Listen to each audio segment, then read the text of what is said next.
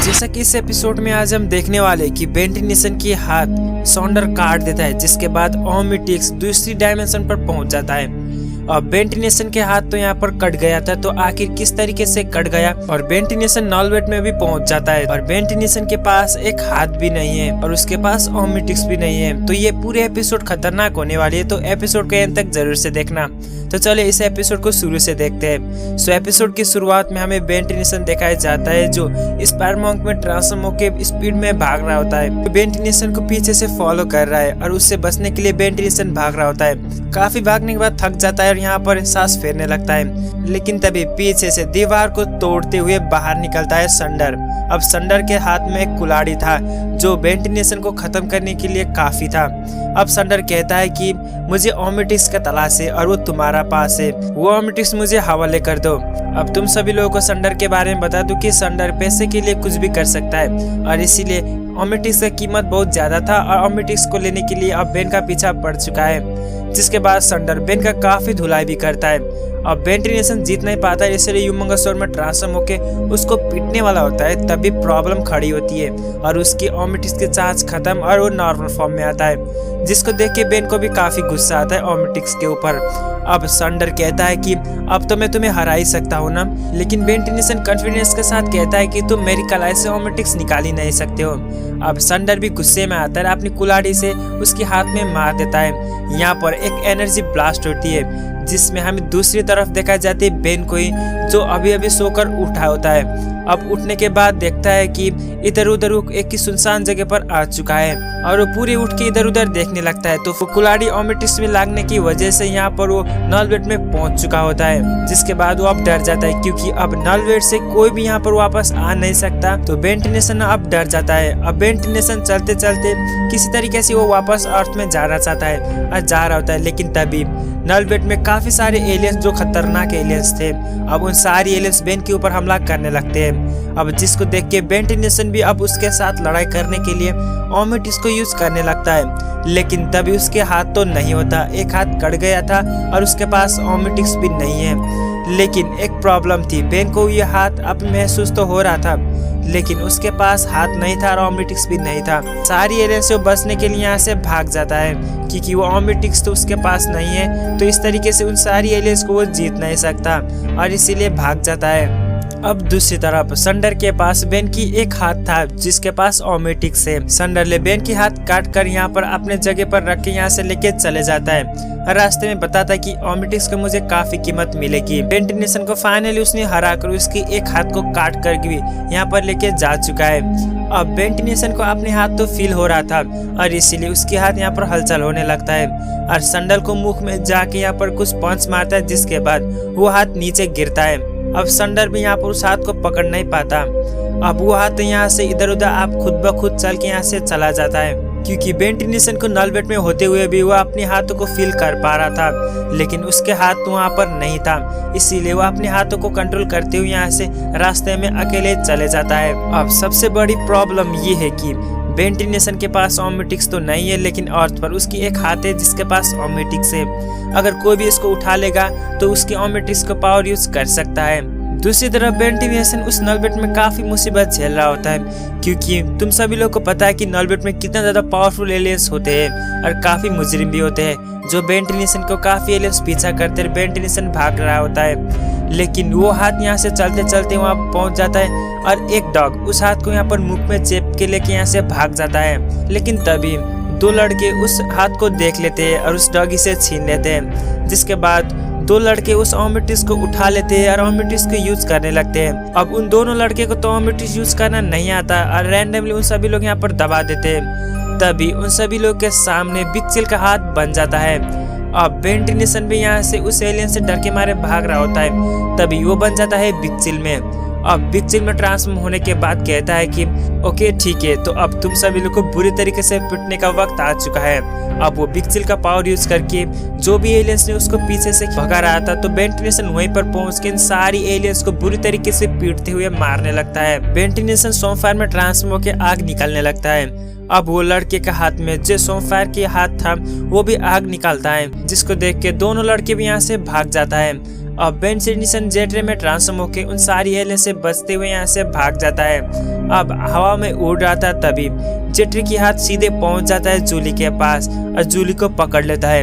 अब जूली अचानक पकड़ने की वजह से बुरी तरीके से उस हाथ को मार देती है, जिसके दौरान दूसरी तरफ बेन टेनिसन के सारी इफेक्ट कर रहा था और बेन टेनिसन नीचे गिर जाता है।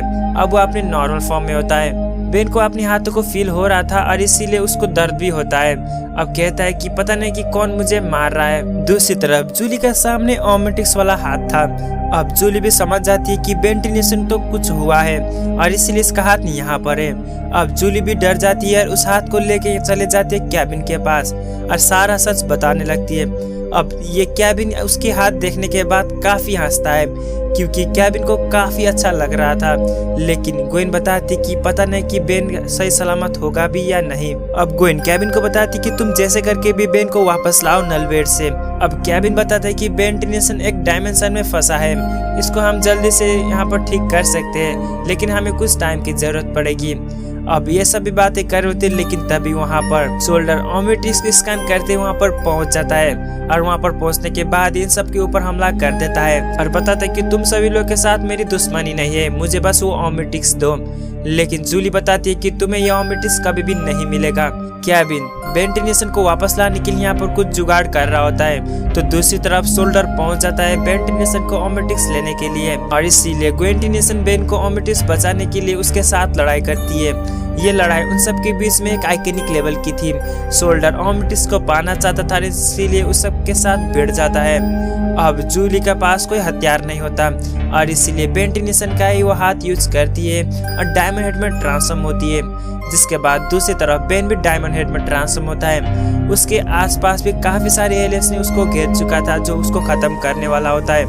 वक्त में वो डायमंड हेड में ट्रांसफॉर्म होने की वजह से सारी एलियंस के साथ लड़ाई करता है और उससे बच जाता है। तो दूसरी तरफ जूली उस डायमंड हेड की पावर से सोल्डर को बुरी तरीके से पीट देती है, जिसके बाद सोल्डर अब भी यहाँ पर हार नहीं मानता, कहता है कि वो ओमेटिक्स मुझे ही चाहिए और ये ओमेटिक्स बस मेरा है। अब इन सब के बीच में एक आइकनिक लेवल की फाइट चलती है। बेन टेनिसन भी चलते चलते नलवेड में जा रहा होता है, लेकिन उसके सामने काफी एलियंस थे, दो खतरनाक थे, अब जिसको देख के वो काफी डर जाता है। दूसरी तरफ कैबिन 11 वो मशीन बना चुका है जो बेन टेनिसन को वापस इस अर्थ पर लेके आ सकता है। अब सोल्डर यहाँ पर काफी गुस्सा होता है और जूली को पकड़ लेता है और कहता है कि अगर तुमने ओमेटिक्स नहीं दिया तो इस लड़की को मैं खत्म कर दूंगा। अब ग्वेन भी मान जाती है, कहती है कि उस लड़की को छोड़ दो, मैं तुम्हें बदले में ओमेटिक्स दूंगा।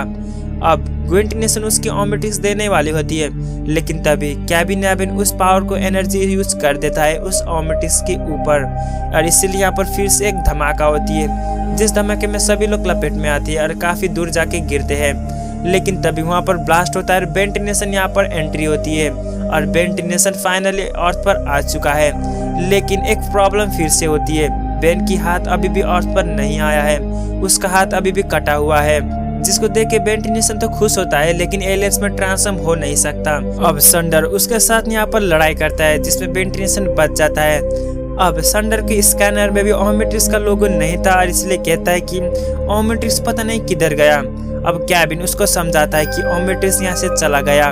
अब उसकी स्कैनर में नहीं होने की वजह से संडर भी मान जाता है, लेकिन दूसरी तरफ उसकी हाथ उस सारी एलियंस के बीच में था और उन एलियंस उस हाथ को उठा लेते हैं, उस ओमेटिक्स को दबा देते हैं और एलियंस को दबाने की वजह से बेन टेनिसन ब्रेमस्टोन में ट्रांसफॉर्म होता है। अब ब्रेमस्टोन में ट्रांसफॉर्म होने की वजह से सॉन्डर को पता चलती है कि ओमेटिक्स इधर ही है और गुस्से के मारे उस ब्रेमस्टोन के ऊपर हमला करना स्टार्ट करता है। बेन भी अब उसके साथ लड़ाई करता है, दोनों के बीच में काफी अच्छी लड़ाई चलती है, जिसमें दोनों एक दूसरे के ऊपर काफी भारी पड़ रही होती है।